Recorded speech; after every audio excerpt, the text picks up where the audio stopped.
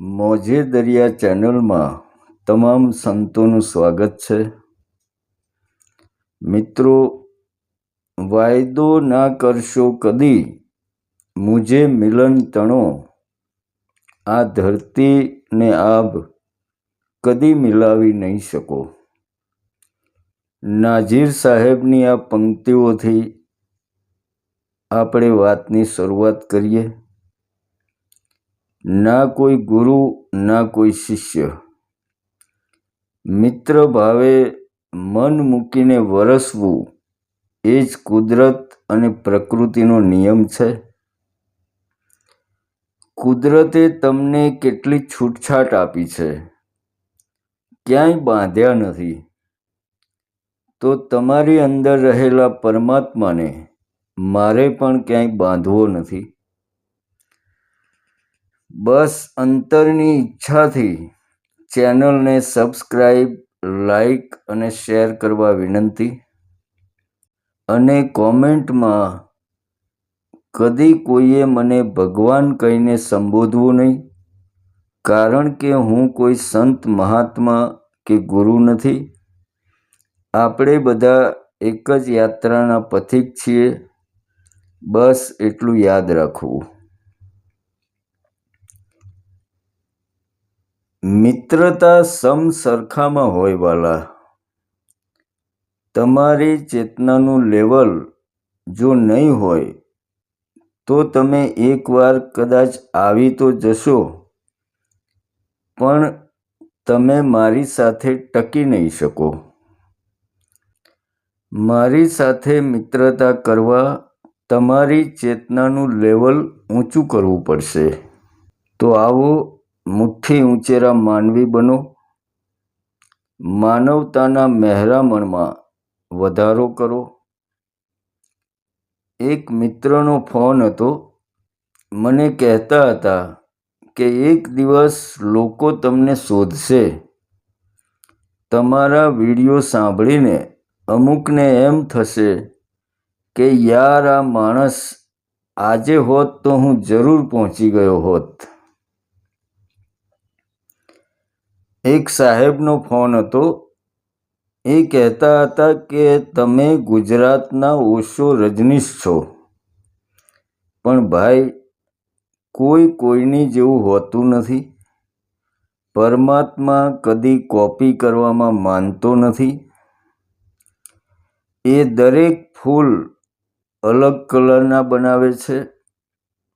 એટલે તો આપણે બધા વિડીયોમાં કહેલું છે કે હું કોઈ સંત મહાત્મા કે ગુરુ નથી. બસ મિત્ર ભાવે આવો.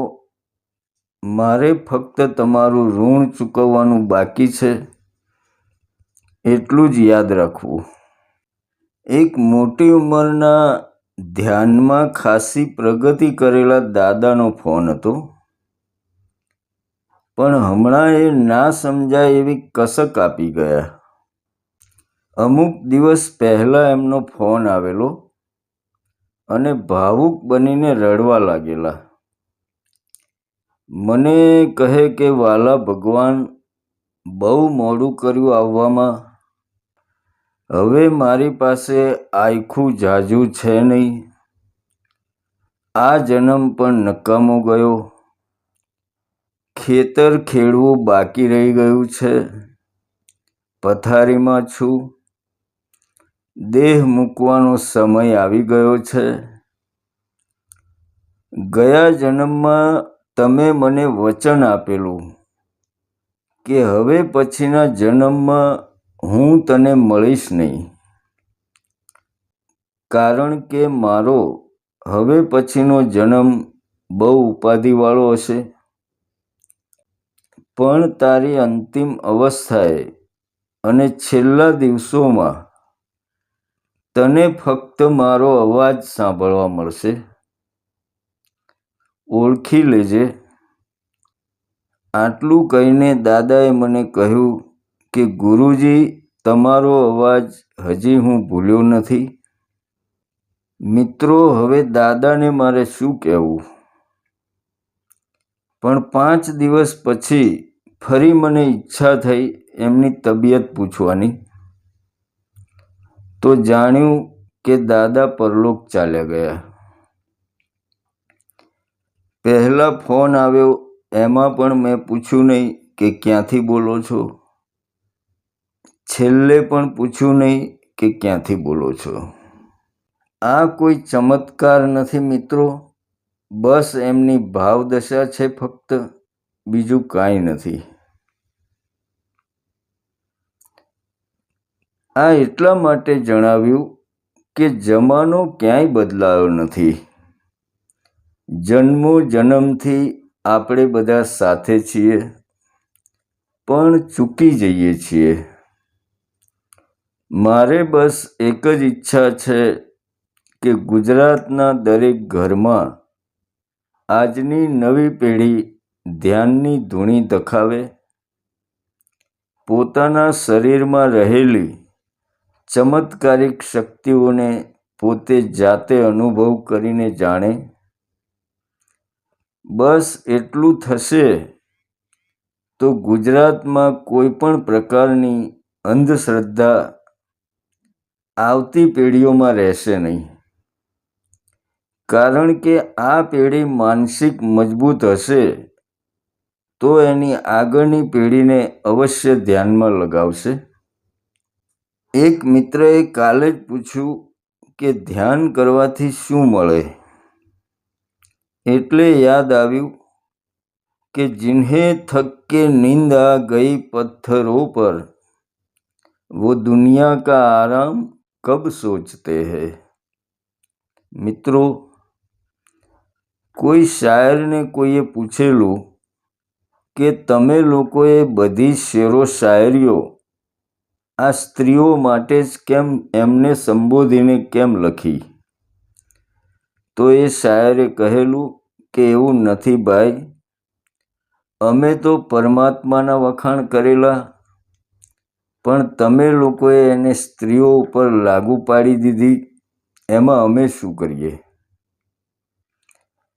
એવું જ છે મિત્રો, ધ્યાન એ પણ અંતિમ ઉપાય નથી. આ પહેલું પગથિયું છે, અંતમાં ધ્યાન પણ છૂટી જશે. પરમાત્મા એટલે અકર્તાનું ઘર છે અને તમારે કંઈક કરવું છે. પરમાત્મા એટલે અકર્તાનું ઘર અને તમારે કંઈક કરવું છે. બસ આટલો જ ફરક છે તમારી અને પરમાત્માની વચ્ચે. કાંઈ ના કરો તો તમે પરમાત્મા છો, કાંઈ પણ કરો એટલે સમજો તમે સંસારમાં છો. હવે તમે જ વિચારો કે શું કરે આ તમારી પૂજા પાઠ, મંદિર મસ્જિદ કાંઈ કામનું નથી. મનને મનાવવાના ધંધા છે બધા, અને અમુક લોકો તમારી કમજોરી સમજી ગયા છે એટલે એ લોકો તમારો ફાયદો ઉઠાવે છે, બીજું કાંઈ છે નહીં એમાં. બાકી जिन्हें थक के नींद आ गई पत्थरों पर, જે લોકોએ થાકીને જ્યારે જ્યારે પડતું મેલ્યું ત્યારે એણે એવા લોકોનો હાથ ઝાલ્યો છે. એટલે તો આ કર્મકાંડી લોકો સદગુરુઓને પચાવી નથી શક્યા. માનવતાથી નીચે થોડા પણ જશો ને તો સમજો તમે સંસારમાં છો. સંતોએ કહ્યું છે ને કે જીવતા મળે લાખ ને કરોડ, મરેલા મળે નહીં, મરેલા મળે તો મોજું માણીએ. તમે બધા જીવતા છો વાલા.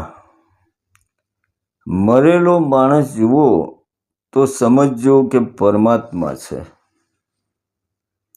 જેને તમારી સાથે, તમારી સુખ સાહેબી સાથે કે તમારા સંસાર સાથે યા તમારાથી સંબંધ સાથે કાંઈ લેવા દેવા ના હોય. આપણે અગાઉ પણ કહેલું ને કે જીવત મરીએ ભવજલ તરીએ. જીવતા મરી જાઓ એ દિવસ તમને તમારી જેવા મરેલા કેટલાય ભટકાશે. તમને ભલે લાગતું હોય કે તમે 21મી કે 22મી સદીમાં આવી ગયા છો, ફોરવર્ડ થઈ ગયા છો, આ તો બધું પહેલાં ગયું. ના ભાઈ ના, હજી આ ધરતી કાંઈ વાંઝણી નથી થઈ ગઈ. આ જે કાંઈ થોડું ઘણું બી ટકી રહ્યું છે ને, એ એવા મરેલા માણસોના લીધે વસંત છે વાલા. આ તમારા મઠાધિપતિઓ અને ગાદીપતિઓના લીધે નથી ભાઈ. આ ધરતીનો ઉજાસ તો એ મરેલા માણસોથી છે. આજે પણ ક્યાંક જેસલ તોરલ, ગંગા સતી, મીરા અને જીવણદાદો જીવે છે ભાઈ. હવે સમજીએ કે મરેલા સાથે કેમ મોજું માણવી. સંતોએ કહ્યું છે, ચાંદો સૂરજ ચાલતા ના દેખ્યા, વધતા ના દેખી વેલ. ચાંદો સૂરજ ચાલતા ના દેખ્યા, વધતા ના દેખી વેલ. હરિના ભગતને ભજતા ના દેખ્યો, આ છે કુદરતના ખેલ. કારણ કે વાલા, એને ભજવાનું જે છે ને, એમાં આ કોઈ ખેલ નથી. તમારે જ્યાં સ્થિર જ થઈ જવાનું છે, ત્યાં તમે કરો શું? તોય 2 દિવસ પહેલાં એક મિત્ર ફોનમાં મંડેલા કે નવરાત્રિ છે તો ધ્યાનમાં માતાજીનો મંત્ર કરી શકું? અલા ભાઈ, હું કહું છું કે કાંઈ કરવાનું નથી, તોય પાછા માતાજી સાથે મંડાણા. એટલે સદગુરુઓ બી થાકી જાય તમારાથી. કોરું કાગળ બનાવવા માટે યુગે યુગે સદગુરુઓ આવે છે, પણ તમે એવા છો કે લખ્યા વગર તમારે ચાલે નહીં. સહારા છોડો યાર. એટલે ઘણા વિડીયોમાં હું કહું છું કે વાલા સાવજ બનો યાર. એકલે હાથે લડો. સાવજના ક્યાંય ટોળા જોયા તમે? શિકાર મળે અને જો ઝાઝો મોટો હોય ને, તો કદીએ બીજાને બોલાવવા ના જાય કે ભાઈ તું મારી મદદ કર. એકલો જ તૂટી પડે. તમે ડિસ્કવરી જોતા હોય ચેનલ, તો તમને ખ્યાલ હશે કે પેલો જંગલી ભેંસો એના લીરે લીરા કાઢી નાખે, તોય દીકરો પાછો ઉઠીને તડાપ મારે. એને સાવજ કહેવાય વાલા.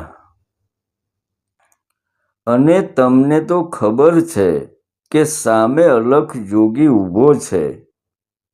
હાથ વેંતનું તમારે છેટું છે ભાઈ, તોય તમારે કોઈના સહારા જોઈએ.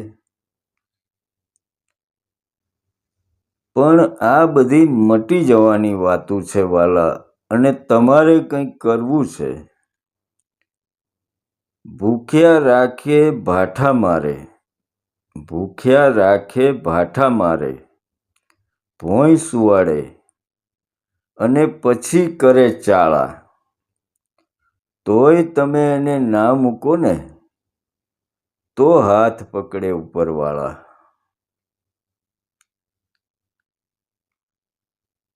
તમારું બધાનું કેવું છે કે કંઈક કરવાનું હોય ને તો જ તમને રસ પડે.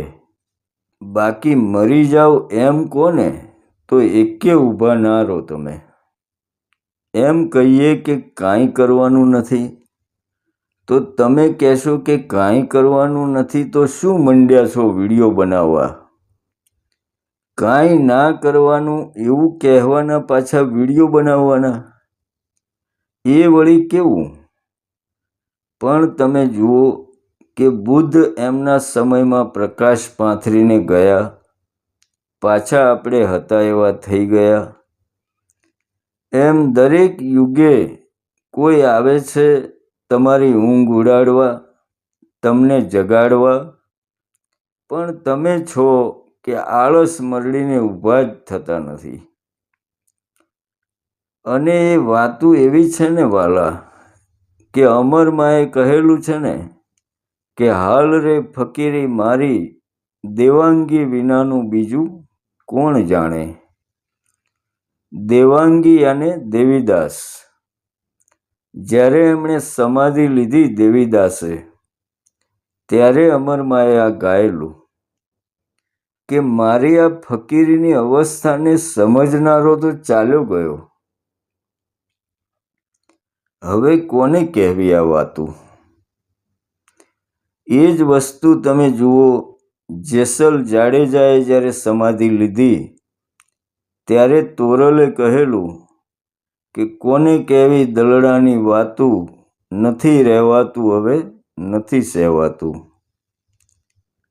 સમજનારા ચાલ્યા ગયા ભાઈ. આ વેદનાની વાતો છે, કારણ કે તમે બધા જીવતા છો. અહીં તો મરેલા માણસો જોઈએ. એટલે તો સદગુરુઓ એકલા પડી જાય છે તમારા સંસારમાં. ઘણું કહેવું છે, પણ તમે સમજો છો ક્યાં વાલા? કોઈકને તો કહેવું ને. તોરલે ગાયું છે ને, જાડેજા પરદેશમાં નહીં કોઈ આપણા, અને હોત તો હરખ ઉલ્લાસ. આપણે એનું એક વિડીયો પણ અલગથી બનાવેલું છે. તો મિત્રો, આ અકર્તાનું ઘર છે અને તમારે કંઈક કરી નાખવું છે. આ અત્યારના જે કાંઈ ધ્યાન છે ને, એ બધા ધંધા લઈને બેઠા છે. એટલે તો ત્યાં જ્ઞાન નથી, આ સમજણ નથી.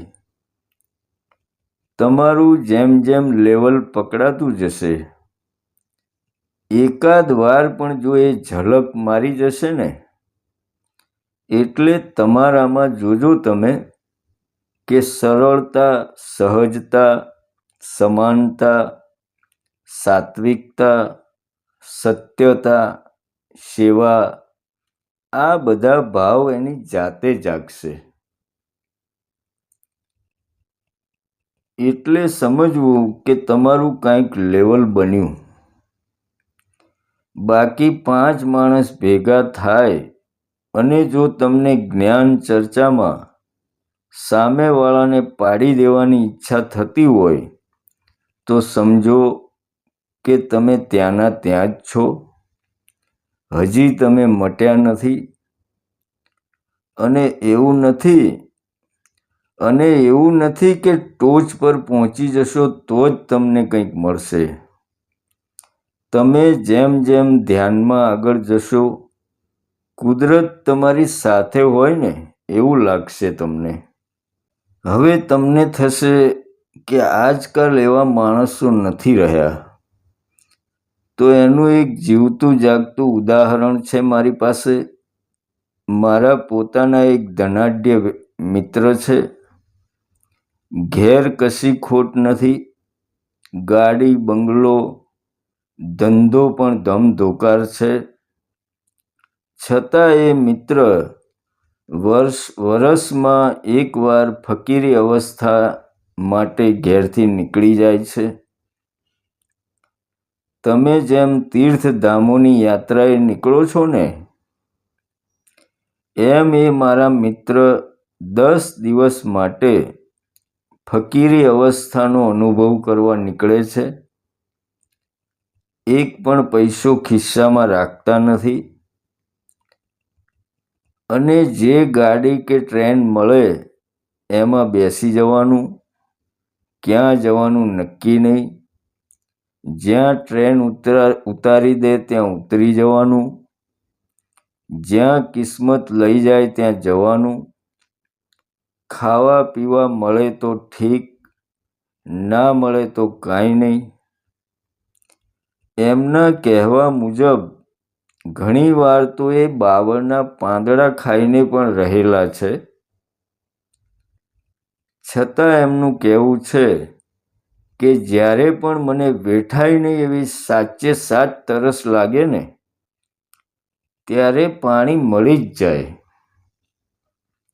અને જમવાનું પણ ઘણી જગ્યાએ સામેથી મળી જાય છે. ઘણીવાર શંકાશીલ માણસોએ એમને ગામના ચોરાઓમાં પણ પૂરી દીધેલા છે.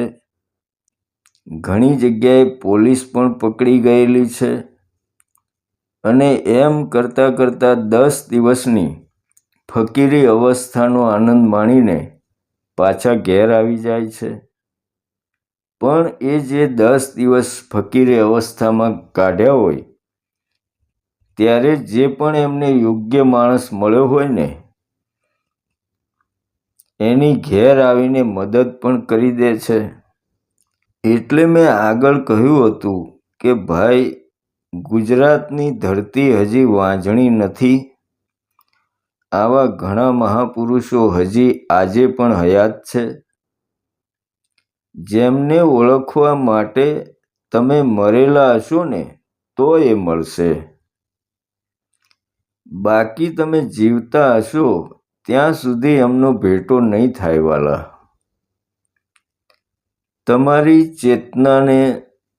તમારી ચેતનાનો વિકાસ નહીં હોય તો કદાચ બુદ્ધ પોતે પણ તમારી બાજુમાંથી પસાર થઈ જાય ને તો એને પણ તમે ઓળખી ના શકો. એટલે તો કાગ સાહેબે કહ્યું છે કે તારા આંગણિયા પૂછીને જે કોઈ આવે આવકારો મીઠો આપજે. અને તુલસીદાસે પણ એક જગ્યાએ કહ્યું છે ને कि तुलसी इस संसार में सबसे मिलिए धाय, ना जाने किस बेश में नारायण मिल जाए. तो जीवता મળે લાખ ને કરોડ, મરેલા મળે નહીં. મરેલા મળે તો મોજું માણીએ. એટલે યુગે યુગે સંતો તમને જગાડવા આવે છે. એમના ઈશારા સમજી શકો એટલું લેવલ તો તમે બનાવજો જ. બાકી જેને પણ કોઈ આધ્યાત્મિક પ્રશ્ન મૂંઝવતા હોય તો ગમે ત્યારે ફોન કરી શકો છો. અને લાંબી ચર્ચા કરવી હોય તો 7 વાગ્યા પછી ફોન કરવો. અંતમાં ચેનલને સબસ્ક્રાઈબ, લાઈક, શેર અને કોમેન્ટ કરવા વિનંતી. તો મળીશું મિત્રો આવતા એપિસોડમાં.